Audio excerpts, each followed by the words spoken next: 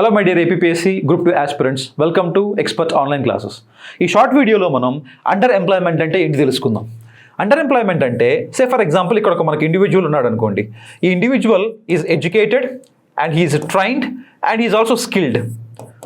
ఓకేనా, ఈ మూడు ఉన్నాయి. ఎడ్యుకేషన్ ఉంది, ట్రైనింగ్ ఉంది, స్కిల్ ఉంది.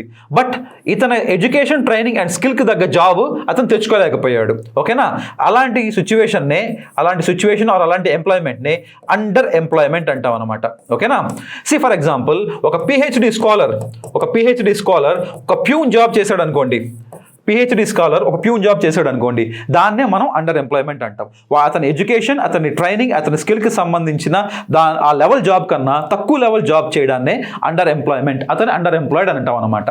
వెనకడికి అంటారు కదా సామెత, మెడికల్ షాప్ ఎంబీబీఎస్సీ చదివి మెడికల్ షాప్ పెట్టుకున్నట్టని. ఆ విధంగా జరిగితే దాన్ని అండర్ ఎంప్లాయ్మెంట్ అంటాం. ఓకేనా, హోప్ మీకు కాన్సెప్ట్ అర్థమైంది అనుకుంటాను. ఇలాంటి కాన్సెప్ట్స్ మనం ఫర్దర్గా నేర్చుకోవడానికి let's join the expert online academy. Right, thank you.